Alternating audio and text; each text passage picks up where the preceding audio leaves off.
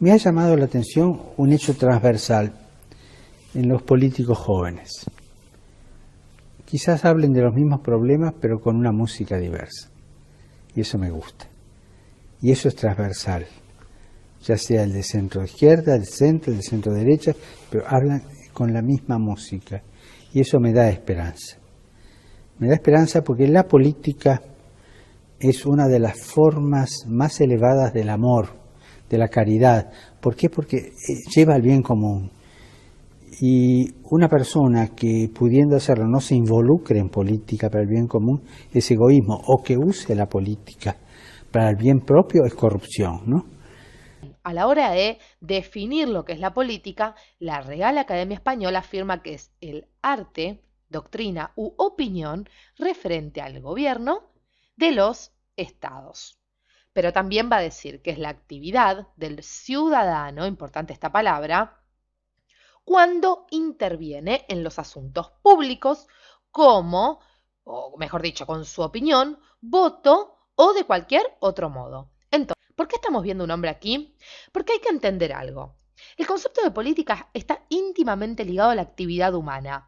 Es decir, hablamos del hombre y hablamos de la praxis del mismo, tal como lo recordábamos. ¿Recuerdan Aristóteles, nuestros videos de filosofía, que entendía al hombre como un animal político? Bueno, para Aristóteles y para la política hay que entender que la praxis humana, es decir, la actividad del hombre, siempre se va a reflejar en lo social, es decir, el hombre actúa en la sociedad. El concepto de política entonces se liga íntimamente al concepto de praxis, de actividad humana, es decir, a esta intervención del hombre en lo social. El hombre es un ser social.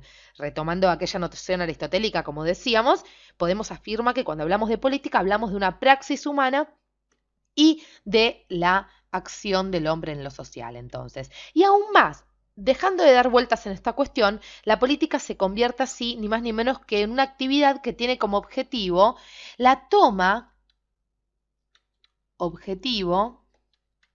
tomar ciertas decisiones, y estas decisiones no hacen más que transformar la realidad.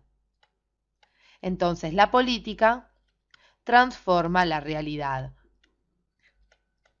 Importante esta conceptualización de la política. La política podemos entenderla entonces ni más ni menos que como una herramienta de transformación social. Entonces, como una herramienta, como decíamos, de transformación de la realidad. ¿Sí? La política ocupa un determinado lugar dependiendo la comunidad en la que se la aplica, o si se quiere, dependiendo de la ideología mediante la cual se imponga, tema que también vamos a ver a lo largo de nuestros videos.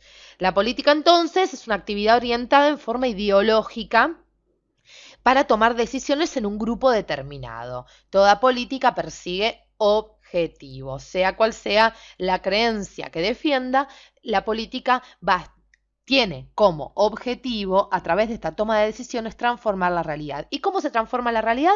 A través de la actividad humana. Entonces, cuando hablamos de política, hablamos del hombre. Recordemos que el poder era esa capacidad de poder lograr algo, un efecto deseado en el otro. ¿Sí? Entonces, en este sentido, política y poder se van a relacionar íntimamente. Dentro de toda sociedad es necesaria la política, como todos sabemos, como de alguna manera como una reguladora de esta praxis cotidiana del hombre, de este hacer cotidiano. El poder también entonces se relaciona con la política, con la sociedad y con el Estado, hacer un estudio de lo que es el poder, vamos a poner aquí, el poder político. Y, por ejemplo, indica que el poder político de alguna manera se refiere a mostrar que somos capaces de crear, concepto interesante, de crear, dice Alain, otra cosa en otro lugar, de crear otra cosa en otro lugar. Tiene mucho que ver con la praxis y sobre todo con está muy relacionado con el concepto de novedad, de transformación, ¿sí? El poder se entiende no solo como aquel capaz de inmiscuirse en el plano político, atentos, para relacionarse siempre con lo social, sino también lo tenemos que entender como una herramienta que posibilita la conducción política para poder llegar a la igualdad, a la libertad, descartando, por supuesto, vamos a borrar que aquí hicimos lío, descartando, como decíamos, por supuesto, cualquier tipo de dominación.